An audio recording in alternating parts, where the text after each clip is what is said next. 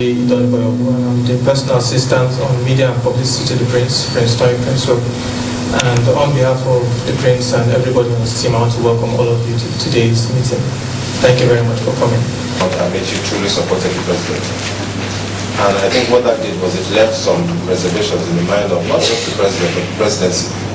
So when many people point to the problem between them after the elections, no, that wasn't the case. The problem between them started before the elections.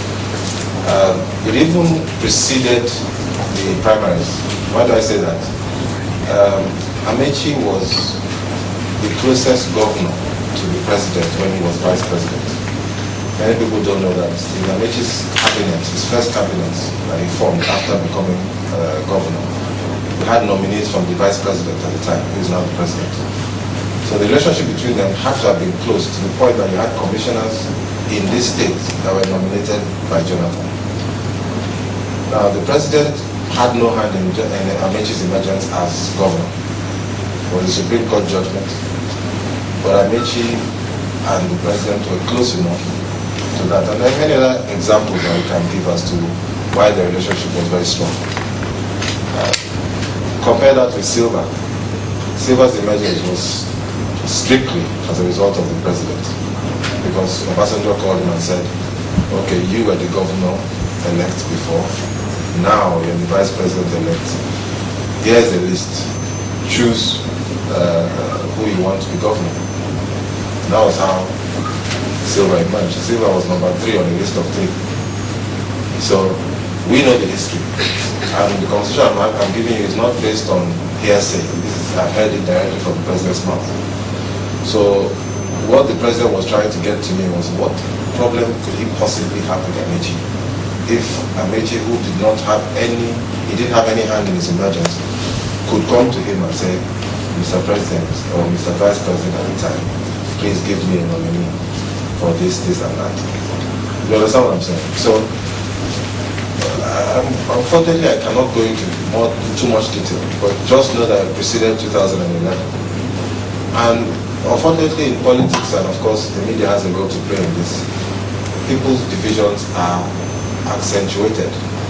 In everything I've said, for instance, what you've picked on is that division. So divisions make news. People fighting make news. People agreeing doesn't make news.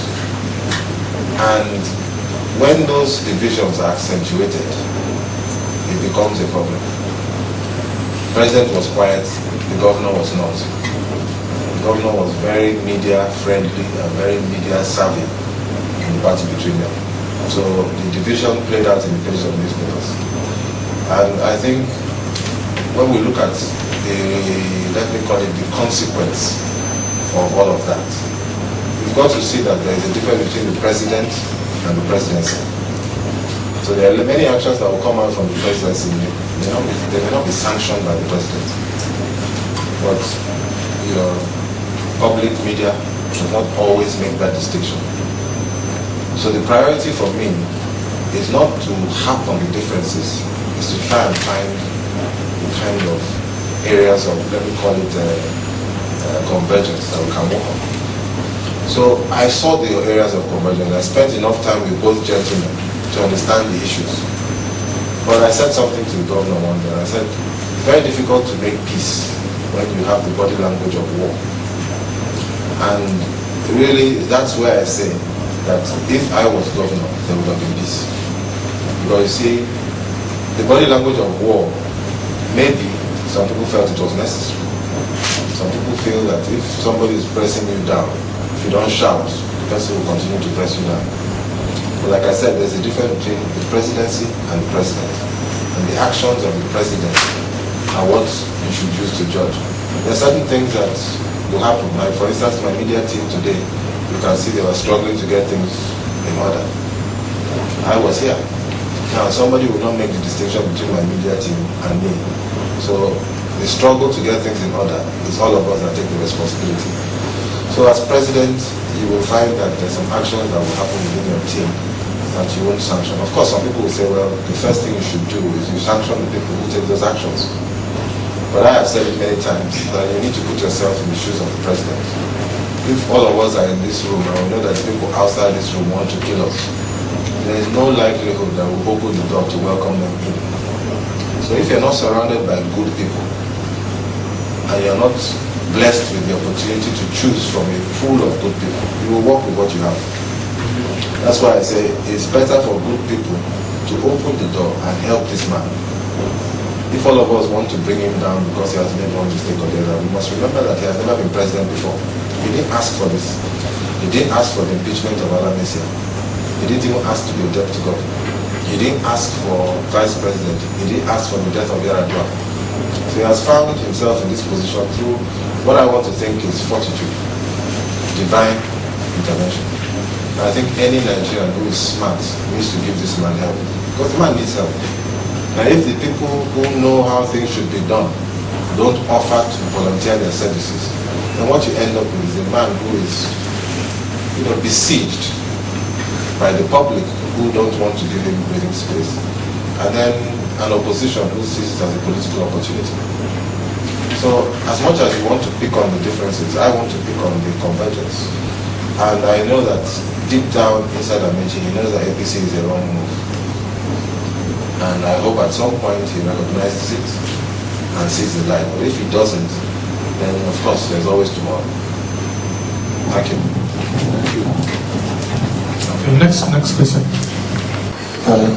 Prince, my heart nearly caught when you said it will take miracle for you to emerge and succeed as governor, because I know you have always been saying that politics should not be left alone for politicians' sake.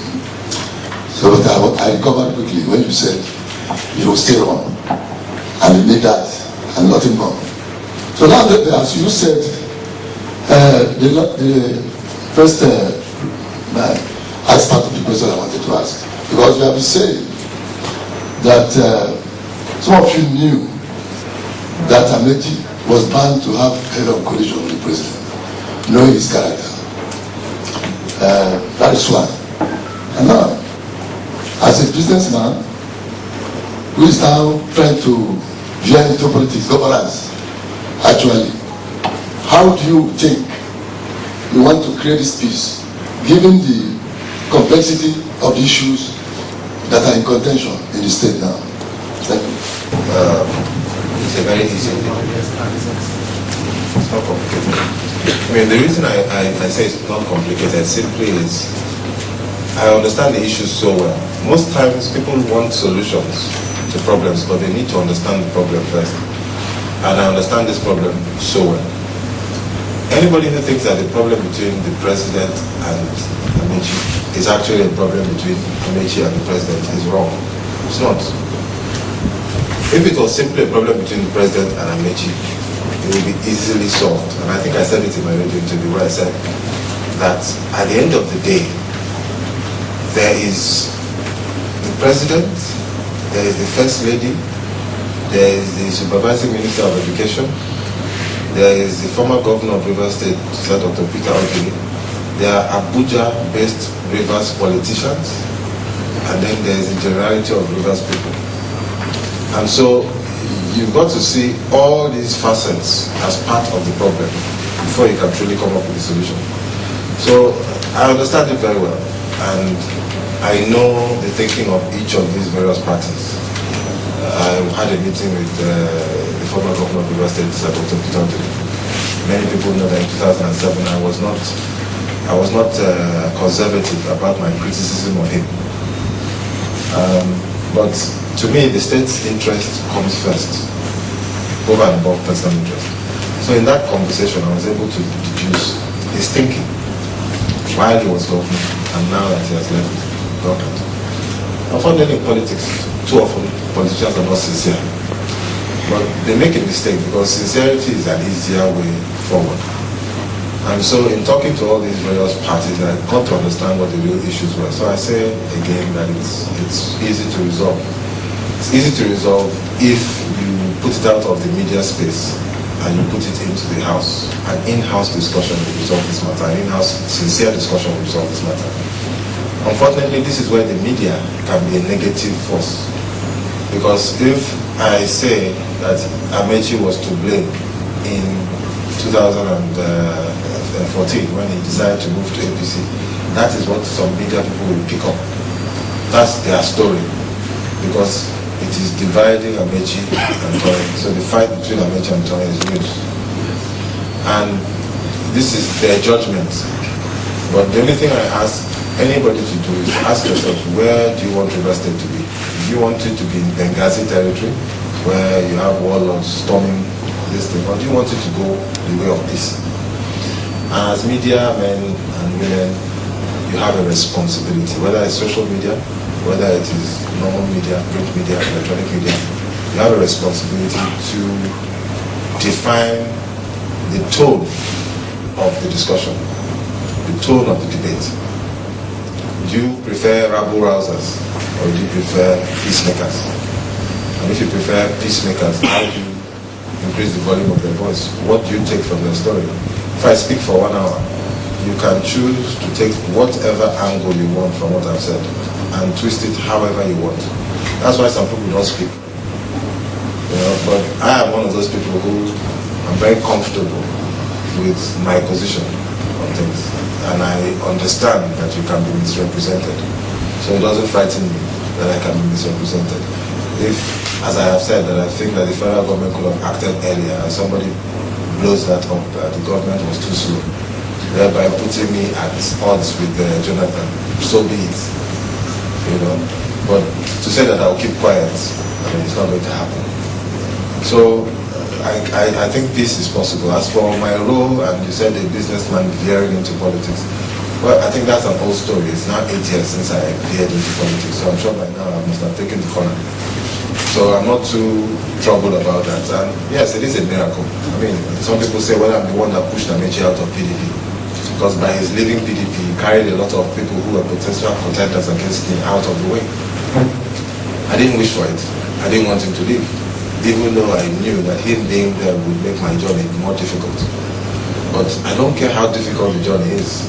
If that is the goal and that is the target, then we'll get it. So things happen for a reason. I don't know why they happen. But I think that we should be looking for politicians who have solutions to our problems. How can you solve unemployment when you've never employed anybody? Do you understand? How can you crack some of these issues when you've not been exposed to their solutions? I think we need politicians who have answers. And so the experience we're coming with to the political space is supposed to be an advantage, not a disadvantage. And I think to that extent, I see it more as an opportunity than any kind of a hindrance. Thank you. Okay. Money is very key in politics. Even though the Nigeria, we are yet to gauge, or we are yet to monitor money in campaign. If you emerge as the flag bearer of PDP, and then the APC will certainly bring their flag bearer, you know that in APC, a lot of people there, they have the governor, the deputy, the commissioner, the local government chairman, the councillors, the House of Rep members, the senators, all. And if they put money together, it's going to be very huge. Then how are you going to, wage that out when maybe few PDP like you and maybe a minister, and that how can you just oppose that with the campaign? Thank you. Garden Radio. As a follow-up, is the PDP really the right platform for you? Why I ask that, like I said, divisions make stories. Before I would say previously, we know the way things are played out currently, the PDP. We know what direction it's swinging. Do you think you can fight? And what actually is the PDM? I don't really know, but I've actually seen very active on social media trying to recruit the young ones. So apparently those in the PDM, which are one of them, are forward-thinking people. The old guard in the PDP, do you think they'll give you the opportunity? So is this really the platform for you? As a question.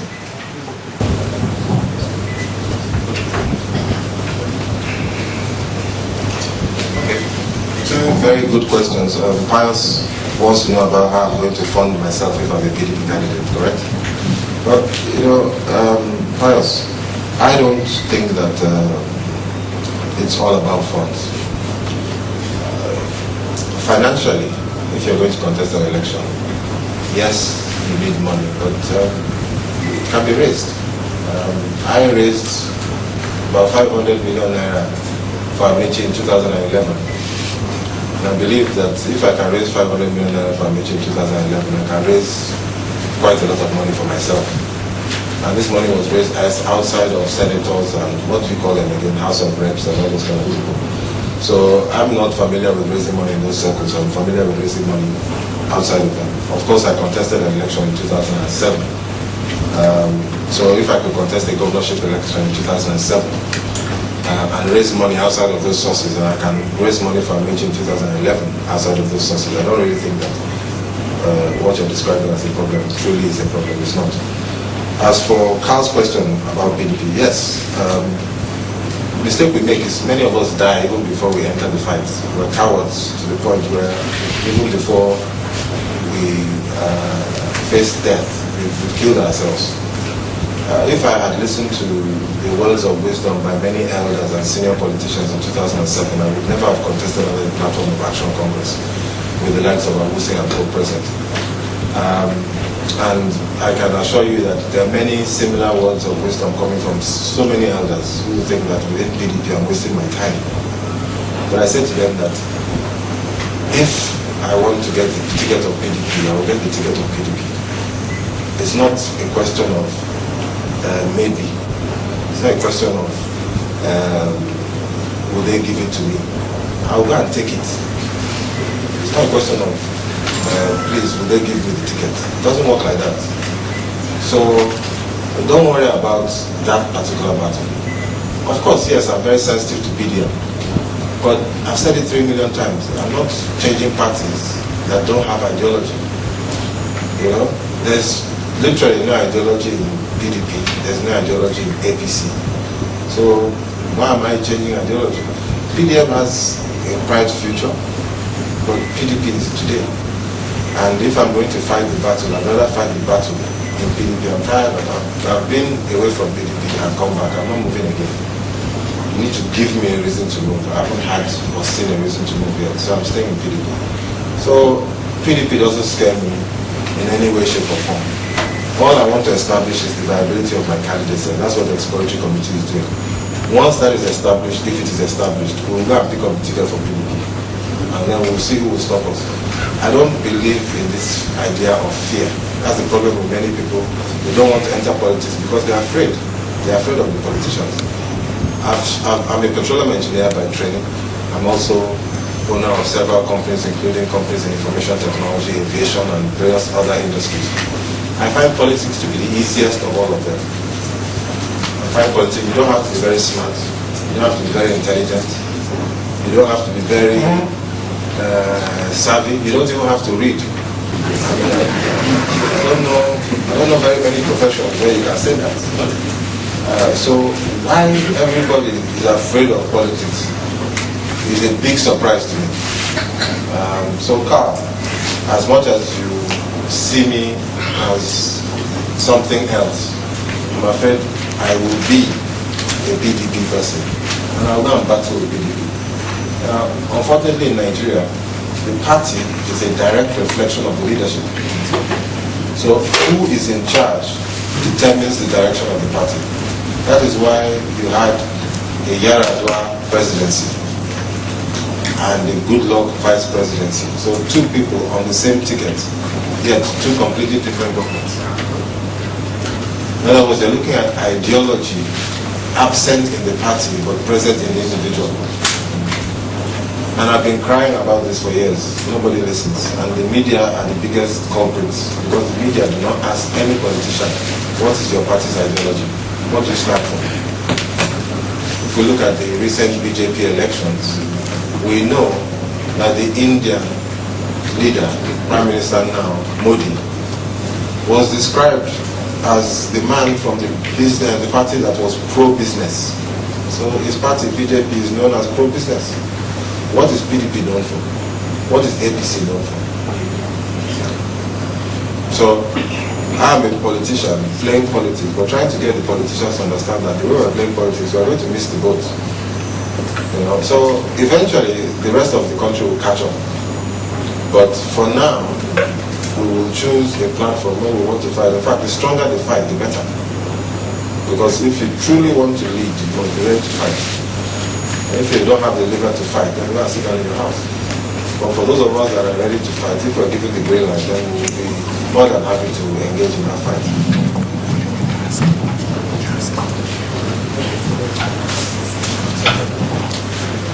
Good afternoon. My name is Monica Oba. I work for Silverway Television. The people of the state are suffering because of the crisis between Governor Rotimi Amechi and President Goodluck Jonathan. Would I be right to say that you're confirming the reports that the federal government has neglected this state because of this personal crisis?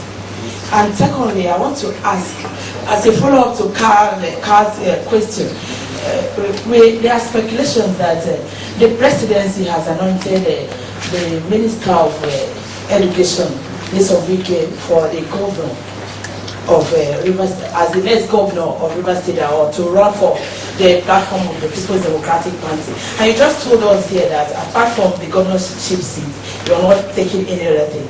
As a strong supporter of President Goodluck Jonathan, will you accept to step down if he asks you to step down for his weekend? Any more questions?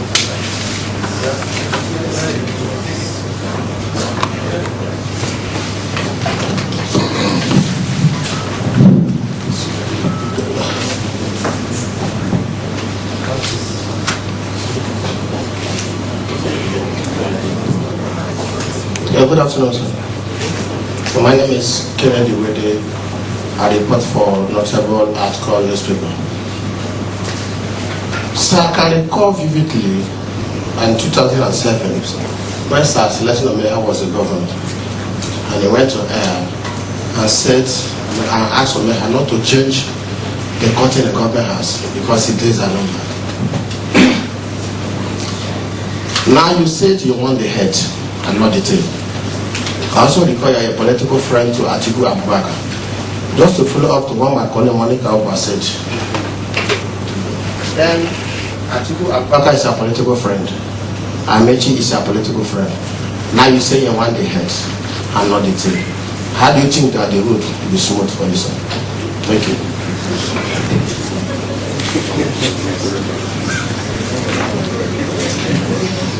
That's a very funny question.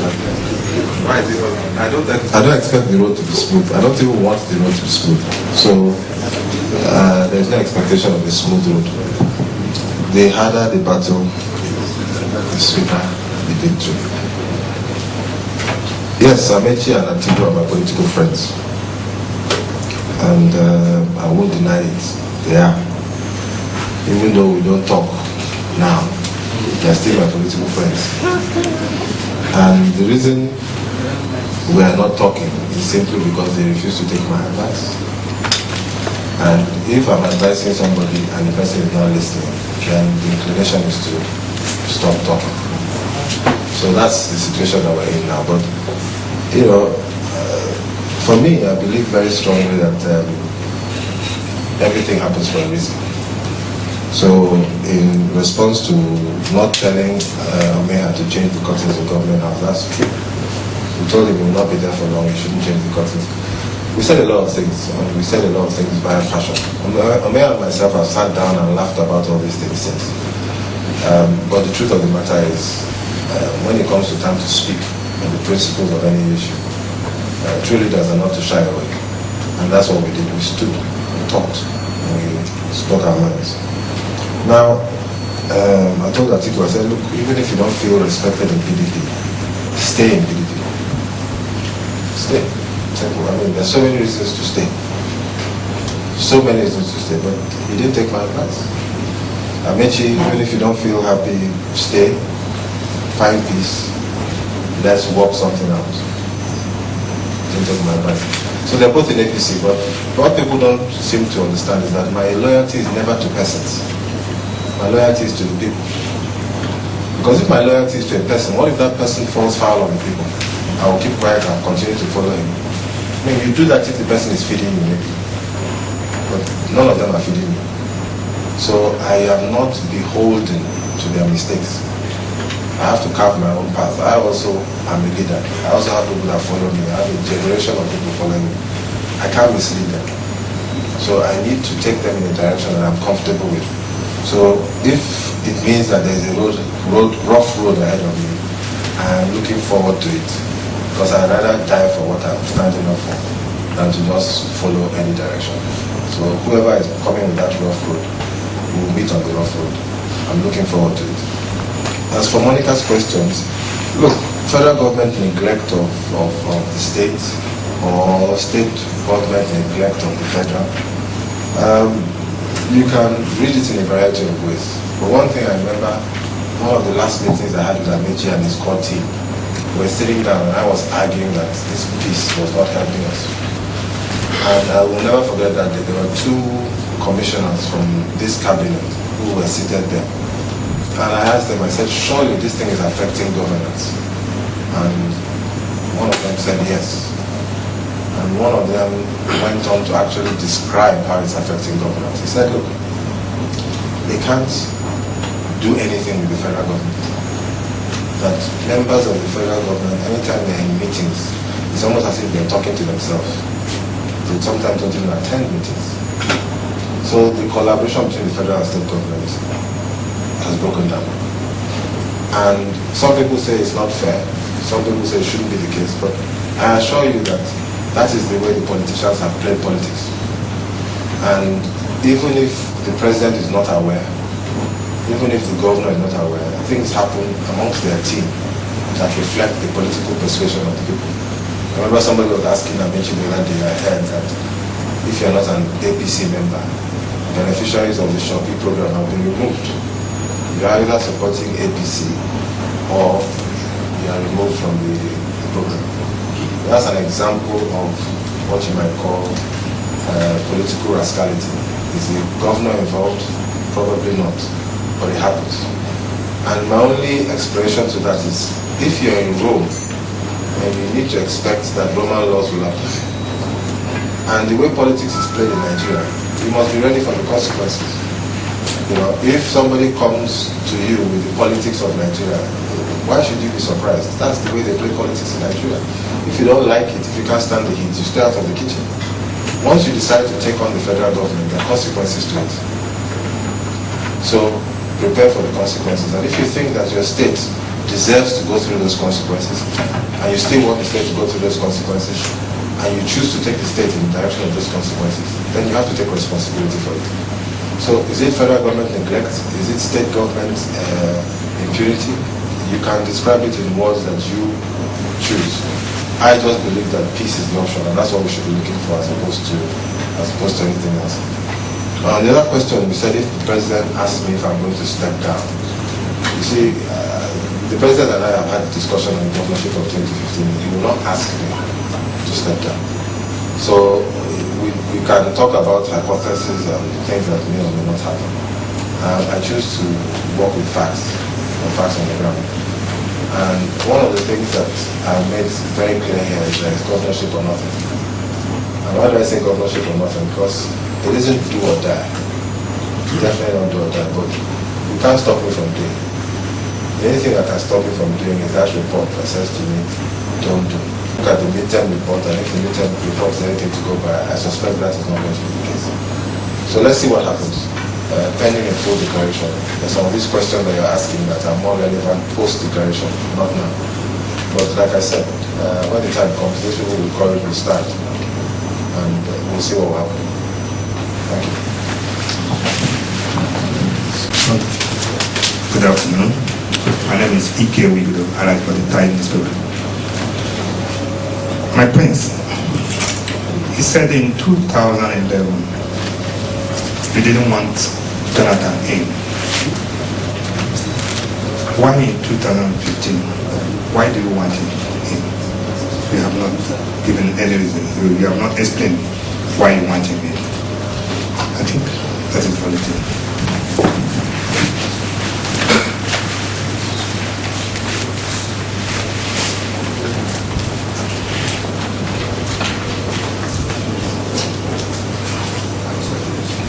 Good evening. My name is John Amir. there have been a widespread rumor that President Goodluck Jonathan is behind the, purported, seeding of some oil-bearing communities of Calabar to Bayelsa, which was later translated, in the sense that he's not on good terms with the Calabaris. So how do you think the Calabar, your governorship ambition as a Calabar now can be actualized? Thank you.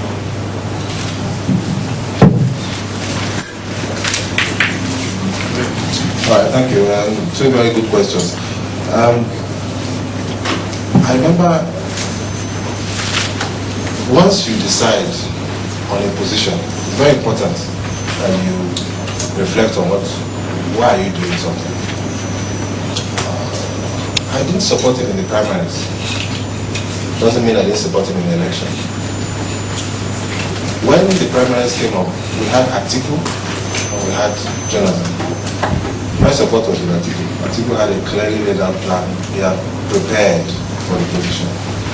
And I felt, for a lot of reasons, Atiku would be a better president than Jonathan. Nigerians broadly felt differently. He was described as corrupt, so many things. Not they didn't call it. And much to my surprise, Nigerians voted in their huge numbers for him. Now, I'm in PDP. I look at the other side of the aisle, I see Buhari, and I see Ribadu. Even if I was not wearing my political hat, there's no way I would vote for those two people over Jonathan. So, the man is now the president of the country. One of the problems with people who think they know too much is that everybody doesn't know anything. I don't belong to that category of people. I underestimated Jonathan. He's now the president. What do? I sit back and I start planning his exit. No, I don't. I respect him as the president of the Federal Republic of Nigeria. And I watch. And I've got to be honest with you, when everybody was expecting high things of Jonathan, I was expecting very little. So it is probably no surprise that while everybody or many people are disappointed, I am impressed. I am shocked at his performance. When I say shocked, pleasantly. When I see what he has done to the politics of Nigeria, I think to myself that finally, for the first time, we have gotten a politician who is actually correcting the political space. Most non-politicians will not recognize or appreciate it. Some people say to me, why am I making reference to the Governor's Forum as an achievement of Jonathan? It's mischievous, and I accept that it doesn't follow all the norms of right and wrong. But between you and me, that action of the Governor's Forum, for the first time, has corrected the politics of Nigeria. The governors controlled PDP from 1988 till recently. The political power of Nigeria has been in the hand of the governors. When people talk about PDP and PDP's, let me call it performance, blame it on the governors. The governors have controlled PDP. For the first time, Jonathan can choose a minister of his choice into the Federal Executive Cabinet. In other words, think about you being a businessman and you only work with the people you are given. You can't look for people yourself. The power of the governors was brought down to a manageable number. Before then, it was not the case. And I did not believe anybody could achieve it. The passenger could not achieve it. The Yaradua could not achieve it. And then this gentleman, who is not a politician, achieves it. And the frightening thing about it was that they didn't see it coming. I didn't even see it coming. All of us were arguing that 19 is more than 16 and so on and so forth. They didn't see it coming. Now the Governor's Forum is a shadow of his former self. And the president is now truly responsible for the direction the country goes. If he's given an opportunity, if he makes good of this opportunity, Nigeria can move forward. As a politician, I can see it, but the average man on the street doesn't see it. I don't think they see it. The way the politics has been diluted from the politics of a few people controlling it. Now, some people might argue that, well, the president controlling it is his own dictatorship in itself. I agree. I agree. But respect the reality of somebody who is leading, who is prepared to take responsibility. And that's where the president comes in. So, as much as I didn't support him then, I've got to say, I'm shocked about what he has achieved. Now, people talk about corruption and all those things, and I don't doubt that this government has questions to answer in that regard. And may they answer it. May they be scrutinized. Thank God now we have a politics where you have a strong opposition. The president could have prevented that from happening. He could have succumbed to the wishes and the whims and the caprices of people. And those people would not have gone to APC. But now we have a strong opposition. And any true Democrat, especially on a day like today, should be happy for a strong opposition. A strong opposition means then that both parties must present good candidates. And those good candidates will have to be beyond brute force and power. They have to sell themselves on issues. Now, if you don't recognize that that was an action that was directly promoted by the president, then you don't see what I see. So, on the politics, he has done a lot. Now, if you go to several other issues, I used to fly in and out of the country almost once a month, every time. And for the first time now, when I fly back into the country, I'm proud that I'm entering Nigeria. The transformation at the airports is unbelievable. Successive governments, nobody went anywhere near them. I can talk about young people. I know some young people in this state who are benefiting from this You Win program, where they're actually getting access to capital. When people are talking about Nigeria's number one problem being corruption, I said, okay, fine, but the real problem for me is access to capital. There's so many people that want to do business, but they don't have access to capital to do that business. Jonathan's government has created it. A long list of things have gone, but you see, when you talk about these things, people don't want to hear because they think of their pockets. They think about their own welfare. They think about the fact that they haven't gotten a job. So when you tell them about 100,000 people that have gotten jobs, that is not of interest to them. But the truth of the matter is that if you plant a seed today, it doesn't germinate immediately. The foundations on which this country can thrive are being built. And they are being built on the voices of Nigerians who are opposed to government. And I think it's a good thing. In previous governments, opposition is silenced. Opposition is not encouraged. Now, I'm grateful for opposition. I just hope that it's the opposition that wants to think as opposed to opposition that wants to fight. Because beyond the fight, you have to come up with a solution. So, I see Jonathan as okay. If you ask me to score him, maybe I'll score him 6/10. But, what is important is that my expectations of him were so low. And so while many of you are disappointed in Jonathan, I'm impressed, God's be honest with you. And since he has not committed any offense which I consider impeachable, why should we stop him? And if we want to stop him, for what purpose? Who is emerging? Now, I know enough about APC politics. I know fairly enough about the politics of the Southwest and the North to know what they are planning. And so I'm not going to fall for that plan. So that's why I'm sticking with Jonathan. I'm going to his comments as for the president. Look, the issue of ceding of oil wells to Bayelsa State by the federal government's boundary commission decision. People play a lot of politics with it. It's even used as an opportunity to divide Ijos and Bayelsa from the Calabar Ijos. I don't want to play to that script. You see, you'll be surprised at how much can be achieved when people sit down quietly and talk. You have to understand that the Emir of Calabar, my father, was Jonathan's lecturer in the University of Port Harcourt. So, I believe very strongly that leave this thing to the others. They will resolve it. But Jonathan is not going to stand in the way of the Calabar governor, for instance, because he had a hate for Calabar governor. That's not true. and let us not predict it. Tomorrow, if a Calabar governor emerges, what will your question still be relevant? The answer is no.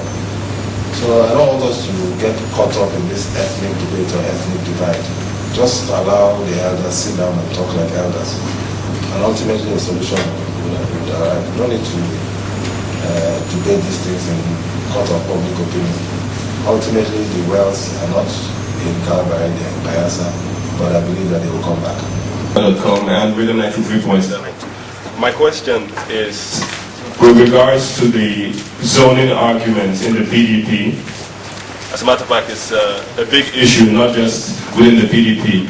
What is your position on zoning, and what about the cries for an Ogoni governor? There are people who say they want an Ogoni governor, some people say it's the turn of the Calabaris. What is your position on this argument? Thank you. I'm Robert Mochana from University of Port Harcourt, top force coordinator, that's Tonye Prinewill Foundation of Students in the Port chapter. I want to ask,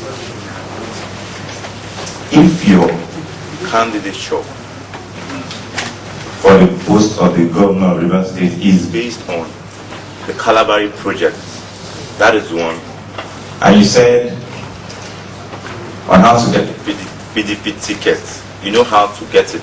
So I want to know, how do you intend to get the ticket? Thank you, sir. You have more questions and you want the students to leave, you can send them out, because this is your party. It's not their own.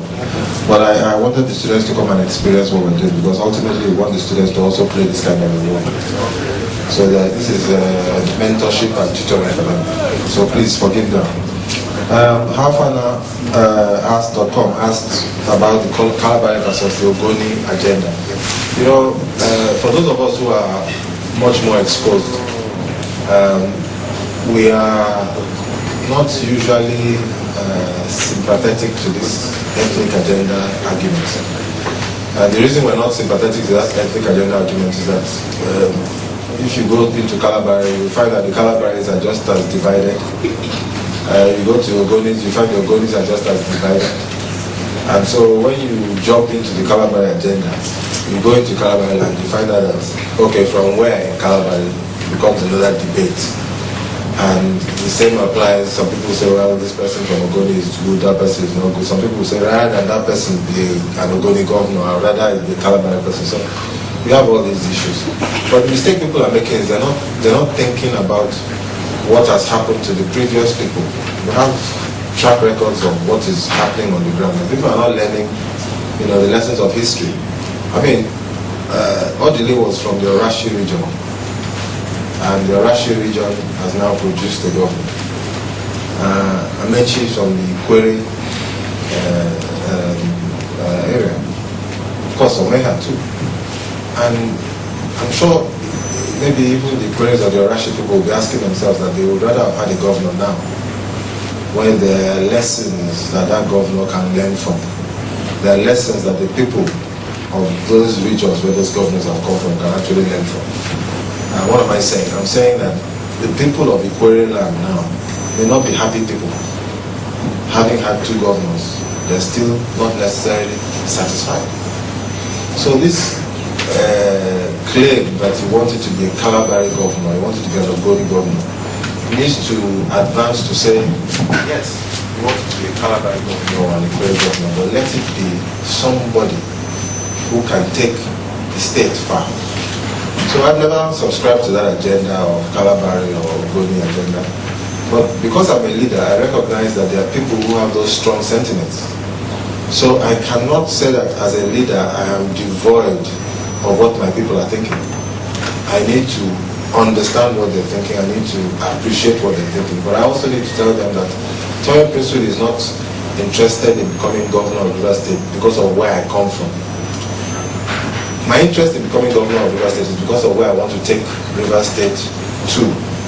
Where I want to take Rivers State. So it's not of where I come from. And if it is where I come from, then anybody who comes from Calabar can come up and become a governor. But if you get the wrong person, that person can come and become governor, and the Calabar people will be worse off for it. The Ogoni people will be worse off for it. So history, I think, is a good enough lesson for us to know that as much as we are clamoring for people from a certain ethnic divide or an ethnic division, we must be looking beyond where the person comes from to actually where the person wants to take us to. I don't know if that answers your question. So I don't subscribe to any of those agendas. As for Robert's question, I mean, the media people are being a bit too harsh on you. I think your question is a fair question. You're saying that is my candidacy or candidature, the word you used, based on Calabari. I think I've answered that question already. It's not. But in terms of my strategy for getting the PDP together, there's no way I'm going to say my strategy for getting the PDP to get here. I mean, I think that was a bit ambitious for you to ask that question. But as much as young people these days are very ambitious, you're entitled to ask whatever you want to ask, but I will not tell you is the answer. Thank you. Okay, we'll just have one more question, then we'll close for just one more question. All right, let me explain. You talked about security in Nigeria as related to Boko Haram. But quite recently, daily we hear of kidnappings for ransom in River State. Just yesterday, it was in the news that policemen were killed by armed robbers. So I would like to know your take on security in River State. Thank you. Thank you so much. Sonny Amadi, CNN, today's News Now newspaper. The concerns with the time frame within which you intend to articulate your program for 2015. We are in May, about to enter June 2014, and elections are scheduled for, I think, February 2015. We have a couple of, just some few months to that very election period. You're yet to declare, you're yet to, you put up a committee that is looking into the possibility of the success of your campaign if you eventually declare. Do you think, or are you comfortable working within this time frame? Do you think you can come out before the elections prepared, fully prepared, when you have not started at all right now? On a second note, and I'll still kind of follow up to what the last speaker asked, Boko Haram issue. I want to share your concern for 2015. I want to, if I heard you right, you said Boko Haram has an aim, or terrorism has an aim. And the aim, as you said, if I heard you right again, I stand to be corrected, is to divide the country, is to impose Sharia on the country. As a result of this, if the Boko Haram sects actually intend to do this, what is your take on 2015? Are we still looking at a possible 2015 project? Do we think the unity of Nigeria is still a possible project in 2015? Thank you so much. Very good questions. I'm worried that maybe I need to spend more time in the media, so we'll discuss that earnest as to how we can achieve that. What I was really looking for was an opportunity to talk. It bothers me that the people who want to ask questions and they haven't been able to ask those questions. But we will discuss that because I am available. So if you want to talk after this, we can. But just to quickly start with Robert's question. Robert was interested in, yes, Boko Haram, fine, but we're talking about kidnappings for ransom, of course, here in River State. I have really been troubled about that. Not just because of the security issue as it pertains to the individuals who are kidnapped, but of course the message we're sending to the wider community. My argument has always been that we need to create jobs. So when everybody's talking about 7-point agenda and 5-point agenda, if I'm running for governor, and I think this goes to some extent to answer Tony's question, because I already have my programs mapped out. I'm not waiting for the end result before I know. Of course, I've run for governor before, and I was one of the few people that had a manifesto. And so, if you ask me today, I already have a fair idea of what I want to do. But one of the things that I've said is that I have a 1-point agenda. My 1-point agenda is job creation. So any governor in River State needs to create jobs. Period. Case closed. End of story. And some people say to me, why am I talking one-point agenda? I say, well, one-point agenda is simply because if you can create jobs, you have to have resolved many of the other issues before you can even achieve that. For instance, security. You can't create jobs if you can't provide security. Because if you can't provide security, you cannot attract business to your state. Because unlike most governments who think that employment should be created by government, employment should be created by business, small to medium scale enterprises. And the only way I can create jobs as a governor, which is the pledge that I will be giving, will be that I can create the environment for business to thrive. So security directly links to the ability to provide jobs. One incident of the kidnapping can destroy several months and years of hard work. So I wouldn't want a situation where we even hear of one incident of kidnapping. Now, I'm fortunate that many young people see me as young, even though I'm an old man. I don't know why they still see me as young. But for that reason, I engage with a lot of them. I interact with a lot of them. And I've been able to spend time with the worst of the worst and the best of the best, from the militants and the critics to the graduates in the universities. And I know how to speak their language. I know how to communicate to them. I know how to relate to them. And I find that many of them don't have anybody to look up to. Most of the people they look up to are politicians, whose only difference between them and the people they're looking up to are simply because they were in the right place at the right time. They were able to maybe carry somebody's back or be part of a system that was well enough to become what they are today. Many of them have never worked a hard day in their life. Many of them have never had the opportunity of engaging in a job where they get paid a salary. So technically, young people don't have anybody to look up to.